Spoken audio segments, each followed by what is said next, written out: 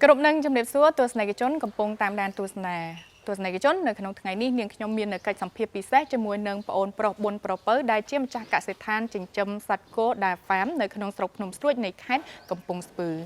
tôi này cái chốn bàn chỉ điệp hói thà bát triệt rồi bỏ chướng cầm pông tai chua pro đen nơi pan hà phiệp tan tấn rồi viếng prom đan Campuchia nâng Tháiហើយនៅក្នុងនោះវិស័យជាច្រើនក៏មានការរាំងស្ទះផងដែរក៏ប៉ុន្តែបងប្អូនប្រុសបុនប្រុសពៅចាស់កសិដ្ឋានចិញ្ចឹមគោដាហ្វាមបែរជាពង្រីកសមត្ថភាពនៅក្នុងការចិញ្ចឹមគោរបស់ខ្លួនទៅវិញចង់ជ្រាបកាន់តែច្បាស់ថាតើមូលហេតុអ្វីដែលជំរុញឲ្យបងប្អូនដែលជាម្ចាស់កសិដ្ឋានពង្រីកនៅការចិញ្ចឹមបែបនេះជួបជាមួយនឹងបងប្អូនប្រុសទាំងអស់គ្នាជំរាបសួរអូនចាសុខសប្បាយជាទេថ្ងៃនេះសុខសប្បាយបងចាតាមរយៈទឹកមុនឃើញថាសុខសប្បាយមែនតើ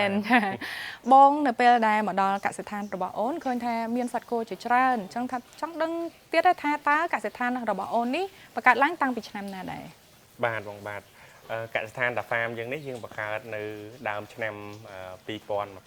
ងចា2023ថ្មីនេះទេទៅរយៈពេល2ឆ្នាំនេះទេបាទបងចាអញ្ចឹងតាំងពីពេលដែលអូនចាប់ដើមបង្កើតរហូតដល់បច្ចុប្បន្ននេះរយៈពេល2ឆ្នាំនេះតើបងអូនជួបប្រទះនៅបញ្ហាលំបាកអ្វីខ្លះបញ្ហាប្រឈមអ្វីខ្លះទៅលើការចិញ្ចឹមគោនេះបាទបងបាទបើយើងក៏លេចមើលបញ្ហាប្រឈមខ្ញុំមើលចំណុច2ទី1កត្តាខាងក្រៅពេលដែលយើងចាប់ផ្ដើមហ្នឹងចំពេលដែលតម្លៃគោមានការធ្លាក់ចុះចាខ្ញុំគិតថាជាផលលំបាកទី1ហើយកត្តាយើងផ្ទាល់ខ្លួនដែរហ្នឹងគឺលើយើងហៅថាសមត្ថភាពយើងផ្ទាល់ខ្លួនដែរដោយសារយើងថ្មីនៅក្នុងអាជីវកម្មហ្នឹងចាអញ្ចឹងមានបញ្ហាប្រឈមមិនមែនថាចិញ្ចឹមគោពាក្យថាចិញ្ចឹមគោងាយស្រួលទេតែដល់ពេលដែលយើងបង្កើតកសិដ្ឋានឲ្យចិញ្ចឹមខ្លួនឯងម្ដងទើបយើងដឹងថាវាមានបញ្ហាប្រឈមជាច្រើន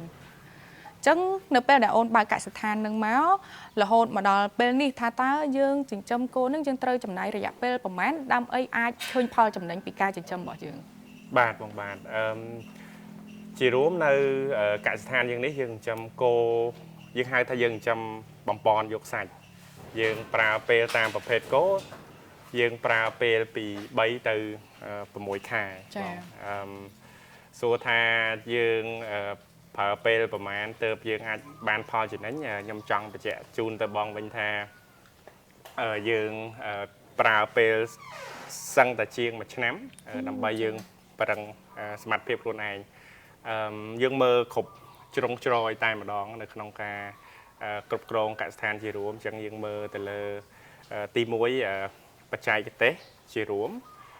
ទី2យើងមើលលើការងារយើងហៅ R&D Research and Development ហ្នឹងការងារស្រាវជ្រាវហើយនឹងអភិវឌ្ឍមានន័យថាយើងមានការពិសោធន៍នៅកសិដ្ឋានយើងហើយមួយទៀតដែលខ្ញុំគិតថាសំខាន់បំផុតហ្នឹងតែពិតវា2យើងហៅ financial model គំរូហិរញ្ញវត្ថុហើយនឹងគំរូអាជីវកម្មផងដែរខ្ញុំគិតថាចំណុច2ហ្នឹងសំខាន់ដោយសារវាជាចំណុចយើងអាចថាជាចំណុចស្លាប់រស់របស់អាជីវកម្មរបស់យើងដែរចាអូនគណៈពេលដែលយើងឃើញថាប្រទេសជាតិរបស់យើងកំពុងតែមានបញ្ហាព្រំដែនជាមួយនឹងប្រទេសថៃមានការបិទច្រកនាំចេញនាំចូលជាដើមអញ្ចឹងធ្វើឲ្យវិស័យជាច្រើនមានការជាប់គាំងហើយជាពិសេសបើយើងក៏លេចមើលវិស័យកសិកម្មបងប្អូនមួយចំនួនគាត់អត់ហ៊ាននៅក្នុងការពង្រីកការចិញ្ចឹមការដាំដំណាំអីផ្សេងទេក៏ប៉ុន្តែមូលហេតុអ្វីបានជាកសិដ្ឋានរបស់អូនបែរជាពង្រីកនៅសមត្ថភាពក្នុងការចិញ្ចឹមគោទៅវិញបាទបងបាទអរគុណច្រើនបងត្រង់ចំណុចនេះខ្ញុំគិតថាយើងតាមដានស្ថានភាពទាំងអស់គ្នាយើងមើលឃើញថាមានតម្រូវការផលិតផលក្នុងស្រុកខ្ពស់ជាហេតុដែលធ្វើឲ្យយើងមានសំណួរសួរត្រឡប់មកក្រុមការងារយើងវិញថាតើយើងអាចធ្វើអីបានក្នុងការឆ្លើយតបទៅនឹងតម្រូវការដែលកំពុងមាននៅក្នុងស្រុករបស់យើងហ្នឹងនៅខាងខ្ញុំក្រុមការងារ Farm យើងមើលការងារ3ជ្រុងជ្រុងទី1យើងហៅយើង expand operation យើងបរិយាប្រតិបត្តិការរបស់យើងអញ្ចឹងប្រតិបត្តិការយ៉ាងម៉េចយើងមានរាល់ថ្ងៃនេះយើងមានកសិដ្ឋានយើងធ្វើរោងគោថ្មីមួយចាយើងធ្វើឃ្លាំងហើយក៏យើងមានកម្លាំងបន្ថែមដែរយើងមានក្រុមការងារបន្ថែមចូលមកចូលរួមជាមួយក្រុមការងារយើងដែរចំណុចទី2យើងហៅយើង expand partnership យើងបរិយាភាពជាដៃគូនេះខ្ញុំ មើលទៅលើ3ទៅលើ2ជ្រុង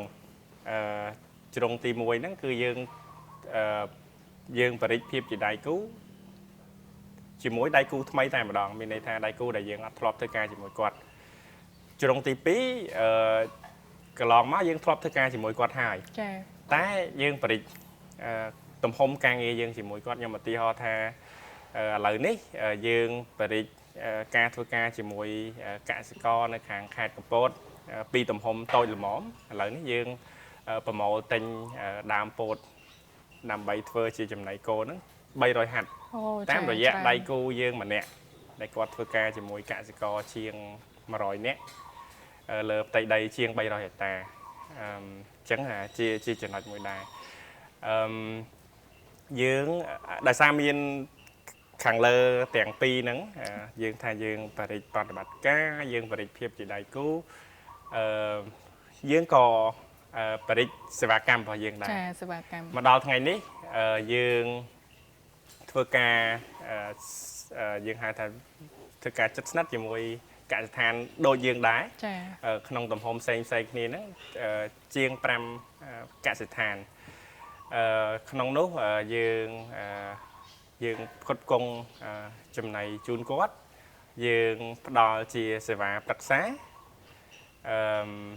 សេវាប្រឹក្សាហ្នឹងខ្ញុំចង់រំលឹកបន្តិចដែរថាសេវាប្រឹក្សាយើ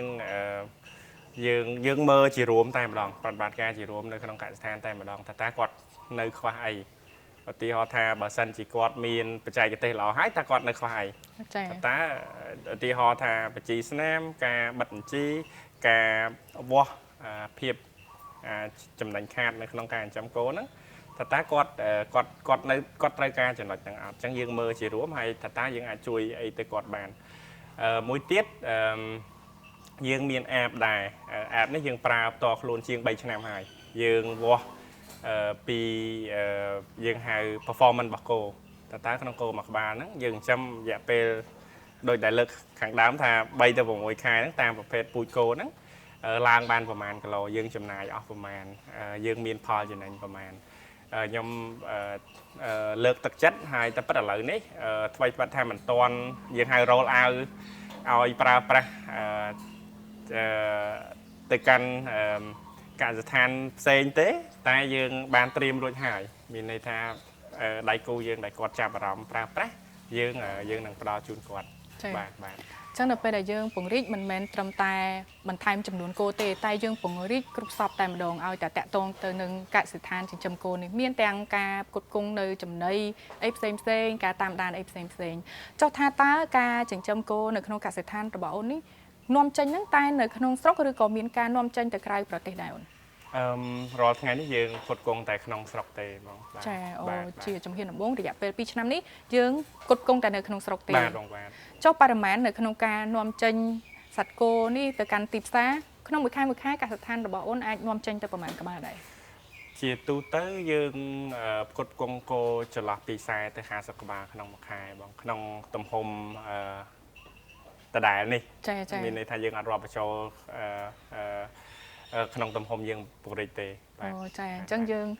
រក្សាចំនួនតួលេខដែលមុនពេលយើងពង្រីកនៅដដែលដោយសារតែយើងត្រូវការចាយពេលវេលាដើម្បីឲ្យគោរបស់យើងធំធាត់ហើយនាំលក់ទៅលើទីផ្សារបាទបងបាទជាមួយនឹងភាពជោគជ័យនៅក្នុងការបើកកសិដ្ឋានចិញ្ចឹមគោជាចុងក្រោយនេះតើអូនមានពាក្យពេចន៍អ្វីផ្ដាំផ្ញើទៅដល់បងប្អូនប្រជាពលរដ្ឋក៏ដូចជាដៃគូអាជីវកម្មរបស់បងអូនខណៈដែលសន្ទុះការកើនឡើងមែនទែនបាទអរគុណបងក្នុងនាមជាកសិដ្ឋានមួយក្នុងប្រទេសយើងខ្ញុំមានសេចក្តីសោមនស្សមែនទែនដែលមានការគ្រប់គ្រងខ្លាំងពីប្រជាពលរដ្ឋយើងហើយទន្ទឹមនឹងនេះដែរខ្ញុំសូមផ្ដាំផ្ញើជាសារមួយថាសូមឲ្យម្ចាស់អាជីវកម្មក្នុងស្រុកទាំងអស់បន្តពង្រឹងគុណភាពផលិតផលរបស់យើងដើម្បីធានាថាប្រជាពលរដ្ឋយើងបានរបស់ល្អប្រើមានគុណភាពហើយក៏សូមផ្ញើសារទៅប្រជាពលរដ្ឋយើងដែរដែលជាដែលបងប្អូនជាអតិថិជនសូមបន្តគ្រប់គ្រងផលិតផលក្នុងស្រុកបាទចាអរគុណច្រើនអូនចាដែលបានចំណាយពេលវេលាចែករំលែកមកកាន់ក្រុមការងាររបស់យើងក៏ដូចជាបងប្អូនប្រជាពលរដ្ឋដែលកំពុងតែតាមដានទស្សនា ជូនពរបងអូនឲ្យជោគជ័យជាមួយនឹងអាជីវកម្មនៅក្នុងការចិញ្ចឹមគោនេះដោយសារតែការចិញ្ចឹមគោកាន់តែជោគជ័យជួយសេដ្ឋកិច្ចហើយជួយទៅដល់ឱកាសការងារបងប្អូនប្រជាពលរដ្ឋដែលស្ថិតនៅក្នុងវិស័យពាក់ព័ន្ធនេះគ្នានេះផងដែរសង្ឃឹមថានៅក្នុងឱកាសក្រោយបងអូននឹងអាចចែករំលែកនូវបទពិសោធន៍ក្នុងការចិញ្ចឹមគោនេះទៅកាន់បងប្អូនប្រជាពលរដ្ឋរបស់យើងជាបន្តទៀតចា៎អរគុណ អរគុណបង ចា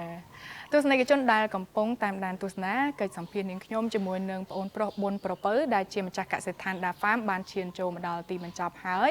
សង្ឃឹមថាបងប្អូនប្រជាពលរដ្ឋដែលកំពុងទស្សនានឹងបន្តគាំទ្រនៅផលិតផលដែលបង្កើតឡើងដោយកូនខ្មែរផលិតផលនៅក្នុងស្រុកដើម្បីឲ្យសេដ្ឋកិច្ចនិងការអភិវឌ្ឍប្រទេសជាតិរបស់យើងកាន់តែរីកចម្រើនខណៈនេះនាងខ្ញុំស្រៀងដាលីនកនិកាប្អូនប្រុស4ប្រពៅរួមជាមួយនឹងក្រុមការងារសូមអរគុណនិងសូមជម្រាបលា